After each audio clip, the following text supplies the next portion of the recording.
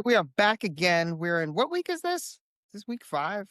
5. 5. Okay, cool. All right. So we had I think it was a little bit more of a return to form this week. I was engaged with everything we read this week. How was your week, Chris? Week's been really good.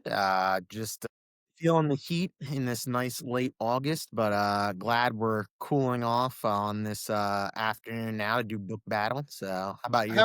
How are you cooling off today? How am I cooling off? Just sitting in the AC versus outside in the flower field. Oh, that was a cue up for beer. Oh, jeez, I missed it. Oh, well, I'm cooling off with some frost. It's gonna get nice frost cold up in here, right? Oh man, you blew that, man. No, opportunity missed. It's been a long week, but I do enjoy these sessions right at the end, so we get to enjoy some stuff. I'm circling back to a Vermont-made beer. It's Little Lush by Frost Beer Works out of Vermont. A little lighter IPA, but I guess so many Vermont beers, it was the mecca of the New England style IPA for a while. So I guess it's hard not to find something from there. What do you have going on this afternoon? I have one that I think you'll appreciate. I have the RAR Nana Coke Nectar from Cambridge, Maryland. So Nice. I'm keeping it local, but these are just easier to get. But if I go out of town now, it's like my mission. I have to like pick up something interesting. I know it's been a fun mission, and I like the Nina Cook Nectar. It's a good flagship by RAR. RAR is definitely like one of the top breweries I think in the region right now. Like some of the stuff they're cranking out that you can't find like in the local liquor stores, but like going to their brewery, it's pretty awesome. And they also have, and this is a good thing.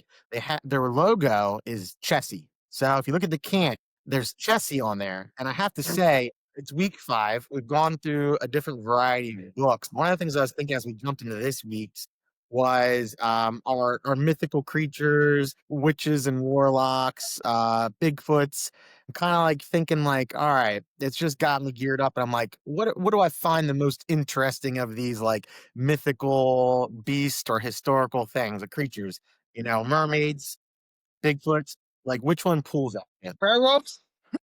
Werewolves? I'm not so sure if it's werewolves. I mean, but maybe. I think this was kind of a return to form because I was into both of these. I thought they were pretty close. The first one I read was that Famine Witch one. Is that the first one you read? Yeah, I jumped into that first. This guy has a great name. Is it Stephen Black? Is that not a cool name? I think that's a cool Yeah, name. it worked well. I was reading like the his bio a little bit, and I was kind of like, all right. I was like, this whole black thing, and I was like, oh, last name, got it. But it worked for also a self-proclaimed like area of writing, his genre. I also recognize that we're now jumping not only international to the north of our Canadian brothers, but across the Atlantic to Ireland here with this author. I think so. That's a good change up. I guess in the prologue we've got it's a pretty standard setup of like a woman accused of witchcraft and she's getting like hung essentially. She seemed to be taking it well, I thought. But then there's this sinister guy in the crowd. I mean, it seems like she's Mhm. wrongly accused or something. But it seemed like it was pretty good. I thought there were a couple of he was kind of doing some similes, and I was like, I think Chris is going to have something to say about some of these similes. Not even. It didn't happen. It didn't catch me as much as from the previous weeks. Okay. But what I did recognize, have you been reading the prologues? I know we talked about that last week about how I kind of get stuck in the prologue sometimes. I know like last week didn't even make it to chapter 1. And I felt bad about it because I feel like No, maybe I should jump into chapter 1. But yeah, I'm reading the prologues because I figure if you put the prologue in, it's like yeah, you want me to read that first. I I want mean, that that's complete picture. If you put it there, you meant for me to read it. I'm hoping. I hope you didn't put it there for me to like skim over and be like maybe an enthusiast of the book, or if the book takes off, then people will start to read it. But I found that this prologue was pretty good. It was definitely toned down for like how some of these scenes can be. I was thinking back to The Wars of the Roses, one of those books in that book series, the historic fiction, and it was like the whole torturous beginning of the one guy who's like boiled alive pretty much. So this was a very timid version of that where like kind of intro, she's on the cart being driven in to be hung at the gallows. You're right. There seemed to be some comfortability there, so it kind of stimulated a little curiosity about why. Why is this character not okay with it, but she like already knows there's going to be some sort of I don't want to say revenge, but there's going to be something here where it's not the end, even though it's the end. Um, right. but then she also knows something about this person in the crowd, I feel like, this number of Yeah, he's got the sinister grin. yeah, That's kinda what I remember, about him, but, yeah, I mean, it was all it's kind of familiar where he's, "I curse this town yeah, forever." I mean, yes, it's a yeah. little familiar, but, I mean, it was still good, and then I did read chapter 1. Did you read chapter 1 too? I did. I actually read a lot more this week. Oh, As I okay. think I felt a little bit guilt from last week's, the short clip I read and kind of was like, all right, I'm good. Where, you had said you had read a little bit further and some of them did start to hook you or improve a little bit from just the intro. So I read the full sample of this actually. And then, so it was the prologue, chapter one, and I think chapter two as well. Yeah, is it somebody interesting that's because at the end of the chapter, it's like somebody's knocking on the door, and I'm like, "Is this gonna be somebody interesting?" I didn't read chapter 2, so I Yeah, was like, chapter "Is 2 I this felt was a little quicker. It was quicker, but it kinda started to with the door knocking and the next scene, it picked up pace a little bit, because I think there were some moments there going through the prologue. Well, the prologue was good. Then there was a couple scenes where the sister and brother got a little I was like, "Alright, you better pick this up or you're gonna lose me, the hook."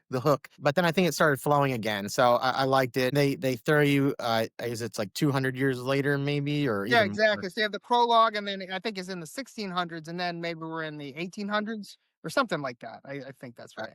yeah, so and I mean I kept reading. There was a couple spots where maybe it was like, all right, like throw me something else. But I think it's good. It's building. And I did read the like the summary of the book too, or like the little blip. And so I kind of know there's a couple different players here. I didn't read the back cover blurb. I didn't know. I like to go in just totally naked. So it's just like, I mean, I'll read a little bit to kind of get a little bit of a sense. I actually thought I was pretty lucky this week because I thought both books they're both about werewolf. They both not about werewolves, but they're both like somebody died at the beginning, somebody's getting torn up by something weird. They had similar kind of jumping off points, I thought, this one and the other one we're gonna talk about. Yeah, I thought maybe you put some energy into finding these, to redeem your so I think this first book was good though. I mean, I think I was reading it, I was intrigued by it. I think you know, I don't know, I'd keep going on this one for sure. I kind of did this week. I gave it a little bit more time, so I was like, all right, yeah, let's see where it's going. Our cover conversation. How's the cover? Yeah, okay, got some stuff going Good. on. All right, I No, was good with the cover, so I don't know. and he had and I thought his layout, I thought it looked like a professional book. I thought it was very, very good. And now the other one is Yeah. also good. I mean, I read the prologue in chapter 1. I'll say this one for a horror, it seemed like it was a little funnier than the other one. Like, I mean, I don't know if it was intentional, but I was definitely like I was giggling a little bit for some of it. But I So thought this was good. I mean, this one, the opening of this one is you've got a couple of like hoodlums with hearts of gold, and they just get eaten by a werewolf. I mean, you kind of know what's going to happen in the prologue the whole time, but it was still, I mean, it was pretty good. I was into it. well, yeah, I I mean, kind of knew it was going to happen the whole time, but I was like, yeah, it's pretty cool. And he had a really good simile where he goes like the werewolf's like chewing on somebody, and I think he says something like munching on celery through a microphone or something. It was like I might have messed that up, but I mean, I was like, okay, I get that sound. I mean, I thought that was pretty good. it helped with the imagery because it was like trying to add some gruesomeness to it where he's like describing the way like the noises. So like the bones crunching, the celery snapping. And then there was another one where it was like must have been his kidney or something. And so it was not out of place. I'll put it that way. It did Right. not stick out to me as if like the previous read where it was something that was a little crazy. It's always going to be interesting. Like, werewolves pop up throughout pop culture, literature all the time, historically. So it's like, what's this author, this creative person, what are they going to do with it? So, I mean, I think the opening scene was good. I think there was like, you say chuckling at, there was a little bit of like intensity and gruesomeness that was like thrown at you. And I think we've avoided like too many like curse words on this show even, but he opens up with some good there's some profanity in there too, like gotcha now, and it's like then it's like, okay, like haha. It Yeah, was fun. Like it it was worked. funnier than it was scary. I mean, Yes.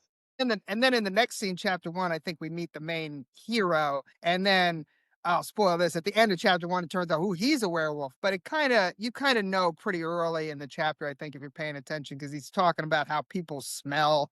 Mhm.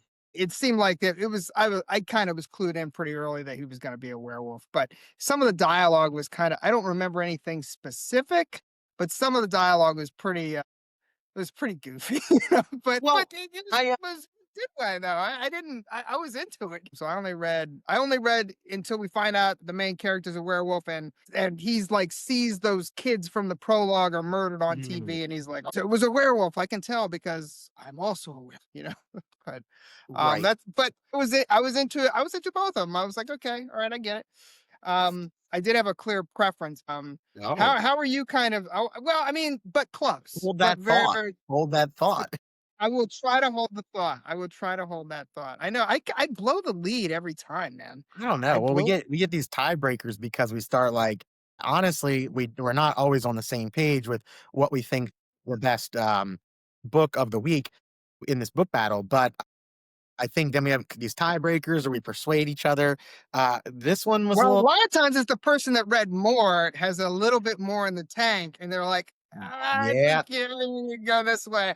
I agree with that pattern. I agree with that pattern because last week I had read less and I really was like not sure where to go, and other weeks too. This week I would have said there was a clear winner, but I kept reading some of them and I felt better about like giving it a little bit more chance.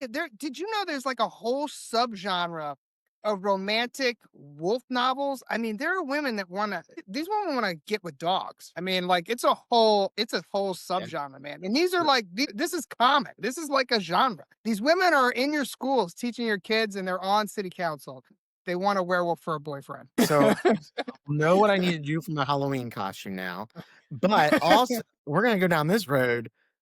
That doesn't shock me because in our public library, there's a section labeled Amish romance. And I'm just so curious why it's a whole section of Amish romance. I'm just like very curious about how that became something. Maybe that's next week's books. Not real sure. We do have an Amish community in our state, so it could be relevant for us to like get a better insight into that culture. I'll tell you what I'll do. I will open up one and I'll read a couple lines, and I'll make a determination. I don't know if it'll be this season, but I feel like I've definitely got to look into it. So with werewolves, I mean, do you feel you've read a lot of werewolf novels, literature? Have you gone down this romantic werewolf road ever in your reading No, career? I mean, I'm more of like, I mean, werewolves are just cooler on in film, I think, honestly, because they're just big, scary. Like I feel like they're a monster movie type thing. I don't know if they translate as well to books in like a way that vampires do. Vampires seem very like novel centric. I might not be using the right word, but they seem like they're more at home in a novel, whereas a werewolf is just like you're there for the gore. You know what I mean? Okay. Or, All or right. to I ha- or mean, to have or to get banged by one. I mean, it's either that you're there for the gore or you're really into werewolves. I mean, I don't know. I mean, maybe that this like this book here, they do talk about the pheromones of the other character's cousin, and that Yeah, there's already this romantic. were they like was there some weird sexual innuendo between talking about his cousin at one point? I mean, it was a little Yeah, yeah, strange. the banter between the 2 guys really plays up the quality of the buddies, you know, the quality of his character, you know, his personality, his morals, because they're talking about students too, like, they're sleeping with hitting on students, sleeping with students as college professor. I think the character dynamics is good. I think that's gonna make it more, interesting and playful in one aspect. Whether whether you're into werewolves like the other book a few weeks ago, like Bigfoot. Like, hey, I'm excited about that. And then it didn't turn out to be our pick, but like I really like that one though. I like the you know that category. I'm like, oh, I'm into Bigfoot. Let's see what they go with this. The werewolves doesn't get me excited. I'm not really like into werewolves, the vampire thing. I'm not read a lot of that. I've watched you know, few movies here or there that are focused on those. But I liked so even with the werewolf underlying theme here. I think the characters at least are like there's some good writing and playfulness amongst that so far, and it looks like they're gonna throw some romance in there too with some of the characters, so that way there's some intrigue there. A lot of the books we've read, I don't know if we've gotten far enough to find that connection. There's only been a couple that have played into like a romance element, which I honestly feel drawn to. It's like the action, the violence, and the sex sells, and and not that it has to be explicit by any means, but just something. Oh, is he going to be into the girl or not into the girl? Is he, is Right. she going to be into the girl or not into the girl? I guess in the one book, but it's like without that, I feel like you're missing a piece of that like entertainment in a way. I thought that No, was a I plus agree. too that they threw it out there. Hey, there's this buddy's cousin. He's going to be into her. It's going to add another element to this. Probably as they're fighting off other bad werewolves, he's going to protect her. They're going to be in love, and then you get to get into this werewolf genre of whatever you were talking about, romantic Yeah, werewolves. maybe we should just hold up a card with our pick at the same time. I don't know. That would be good. I like that too. See, just continually refining the process. I got one more for you. So we talked about the similes, metaphors in a previous book that really caught my attention. And you got particular about spacing of paragraphs in some of the first books we read, which did not bother me. So it's always funny as we go through and there's certain things you pick up on. This week, it was a word of the week. And, Missile, well, what'd you say? missile, missile. Is it Oh, missile? missile? No, it wasn't. Well, there was, In the beginning of the first one, he yeah. uses like the famine witch. He uses the word missile like Yeah. twice, and it takes place in the 1600s. And I'm like, I think, I Because mean, they're spitting and they're throwing stuff, so it's objects. So anything that's thrown, I guess, is a missile. And so and it's true, and it's like technically true, it's like but it British was literature, like I'm guessing it's the difference in American English, British English, Australian English, like the different words, and it's like it miss. it like Yeah, caught my attention. okay, I was that's not the like, word, but that's a great point. And then there's all phlegm too in these books. The phlegm, that was another one. I think it was phlegm was that word, but there's oh another. yeah, Is that Fledgem one of them? Felgem. I don't See, know. I think it's like the spit. It's like the yeah. big gooey spit. You So, know? yeah, those that caught my attention, but there was one that overlapped both books. And it started when I read about how the main character in Red Blood Moon discovered that these murders were being caused by werewolves because he sees the paw print on the wall. I say paw print, but he uses Right. the word tendrils. And I was like, I never really thought about like calling your like the tendrils, like your fingers of the paw like tendrils. Then in the next chapter, he talks about this cold feeling going up his leg. I guess he's like ready to turn into the like werewolf. And he's like, the tendrils. So it's going up his leg. So then I jump back to the other book and I keep reading that. Like, all right, I've read enough of this one. Let me go back to the other book and start reading on the Famine Witch. And sure enough, the word tendrils is in like the first page that I keep reading. So I'm like, dude, this is the word. I don't know. It just stuck out to me this week. I Tendrils. think I've used So tendrils before. Tendrils is like, tendrils is like, what is it? It's like a long, stringy thing. It's like, wouldn't that what a tendril would be? I guess as a flower farmer, I always think of like the little vine piece of climbing vines, the little the little tiny ropey piece the tendril that will come out and grab onto like the lattice. So like, I mean, I don't know. Either way, maybe your word of missiles was better, but I just thought it was funny that that stuck out to me. So everything else was like the writing was solid. I felt the writing was mature. We talked about in the first week, very first Right. week, maturity of writing, whether that was made it through the episode or not as far as editing down. But we how did it feel? What did the audience feel like? I felt like these were both very mature authors. Storylines were flowing well. Speed was good. The clarity was there. Yeah. I mean, I think both of these this week were really good. Now you seem to have made your mind up. For me, I want to ask you something. If I'm I had it teetering, made up, and then I've sat here talking to you, and I'm like, oh man. Well, I want to throw this out there. The end of the day, the tiebreaker besides covers, which we came up with at one point in time.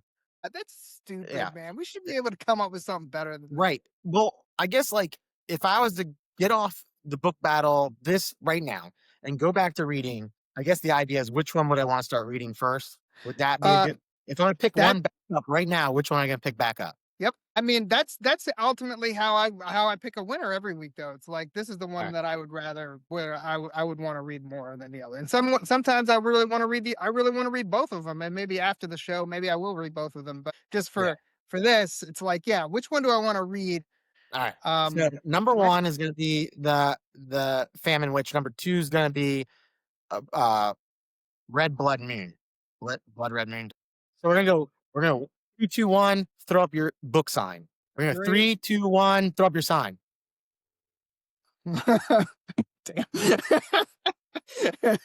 But I will Yeah. tell you, I feel like you've read a little bit more though, so I'm like, No. I think I trust you a little bit more because No. you read the whole sample. And I Originally, I was leaning the Famine Witch. I felt it had a little bit more intrigue with this witch demon, the historical fiction going on. Like, I think there was depth there.